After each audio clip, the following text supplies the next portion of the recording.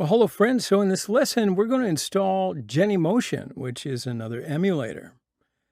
So Android virtual devices may not work correctly on some friends' computers, so you can use the Genymotion emulator as a secondary device if you'd like. So in this lesson, we're going to learn how to install the Genymotion emulator. Now, if you've successfully created the Android virtual device, you can skip this tutorial, or you can still create and use a Genymotion emulator. Either way, you're going to learn something. So first up, let's open up the web browser of your choice. And I'll just type in download Genymotion in the search bar. I then hit enter on the keyboard and go to the Genymotion site right here. All right. So my friends, if you pay attention here, there are Genymotion's download links for Windows, Mac, and Linux. Now, since as you might have noticed, my system is Windows 64-bit, well, that's what I'm going to download for my Windows machine. So just make sure that you download what you need for your machine. Also, can you see there are two different options here, without VirtualBox and with VirtualBox? If you have VirtualBox installed on your computer, you can select the without VirtualBox option from here. Since there is no VirtualBox on my computer, I'm going to choose the with VirtualBox option here, my friends, and maybe that's what you'll do as well. So pressing the button here starts the necessary download process. Now the download may take some time, so therefore I'm just going to stop the screen recording and then pick it up when we get back. Now the download's complete. We will continue from where we left off, my friends. So before proceeding with the installation process, I would like to mention one more thing. If you pay attention, here are some system requirements for using Genymotion. For example, for Windows, you must have a computer with Windows 8, Windows 8.1, or Windows 10 installed. Also, your computer must have a 64-bit operating system. And again, virtualization technology needs to be enabled, my friends. And we'll also need more than 4 gigs of RAM. And you can install Genymotion just by considering these system requirements and just proceed after, or maybe you already know what they are. But in any event, it's always good to know. So I'll click on the arrow icon here and select the Show in Folders option. Yeah, so the file with the extension .exe that we've downloaded is here. So I'll double click on this file with the mouse, and here the operating system will ask, do you allow this app to make changes to your device? It asks a question. I answer with the press of the yes button. All right, so now I'll select the installation language. It's going to have to be English. And here it shows the file path where the files will be saved. So I'll press the next button again, press the next button again, and next again. And finally, I get to the install button to press, and that's what begins the installation process. Now, this might take a little time, so I'll just speed it up from here. All right, so now we get to the VirtualBox installation. All right, so I'll just press the next button, and I'll press the next button again. Press the next button again. So finally, I'll press the yes button from here, and now I can start the installation of VirtualBox just by clicking on the install button. All right, very good. So we've successfully completed the VirtualBox installation. So here I'll press the finish button. All right, so that installs Genymotion. All right. So my friends, let's open the desktop and see if a shortcut for Genymotion has been created. Whoa, look at that. As you can see, a shortcut has been created for Genymotion and for VirtualBox. So let's run Genymotion. I'll press the finish button in the installation wizard. Okay, so as you can see, Genymotion is starting up. So in order to use Genymotion emulators, we're going to need to create an account. Now, if you do happen to have a Genymotion account that you've created before, well, you can just enter your email and password from here. But if you don't have any Genymotion account, not to worry.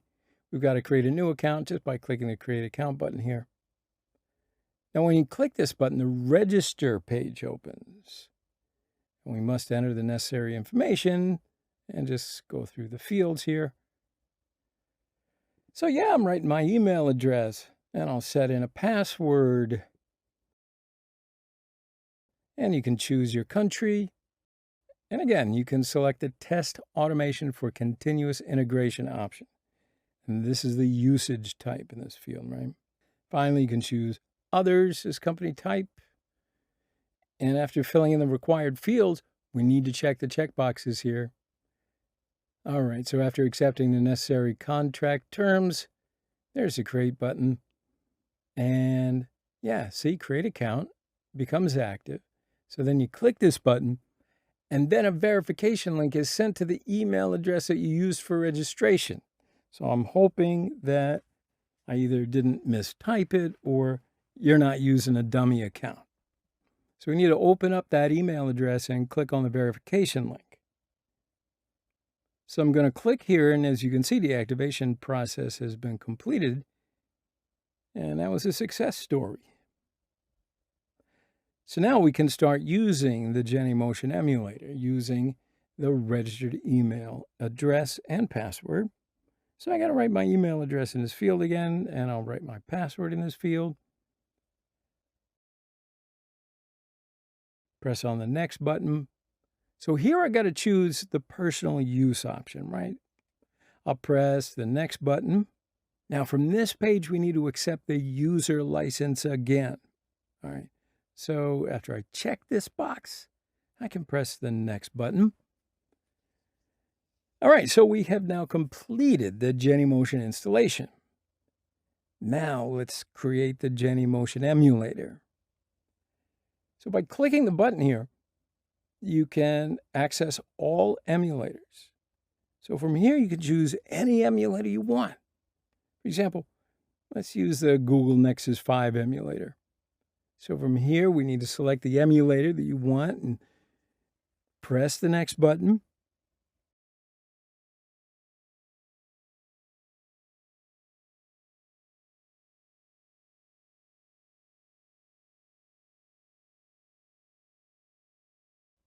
Thus, the emulator installation begins. And again, the process may take some time, so I'm just going to stop screen recording right now. And when the installation process completes, we'll continue right from where we left off. Hey, that was quick. So my friends, the installation process is now complete. You can now run the emulator by clicking the Start button here. But before I run the emulator, I do want to show you one more thing. If you click on the three dots here, you can see some options related to the emulator. You can run the emulator by clicking the Start option here. Or you can rearrange the emulator by clicking the Edit option here. So if you click Delete again, you can delete the emulator. You can also create another copy of your emulator by clicking on the Duplicate option here. You can use the options here, as many as you need. But for right now, let's just run the emulator. So for this, I'll choose the Start option. Of course, you may encounter an error when you run the emulator for the first time. So I want to show you this error and a few of the solutions in a little while, all right? But during the start of the emulator, the operating system might give you some different warnings.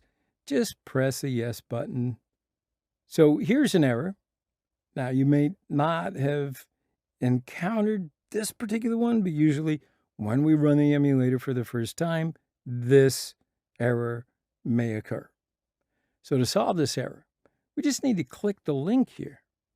As you can see, this page shows the situations that can cause the error and their solutions. Now, as I mentioned earlier, virtualization technology has to be enabled on your computer. Now, if you are sure about this, you can move on and look at some of these other solutions. You can see there are multiple solutions here, so you got to try them thoroughly and use the solution that is most suitable for you.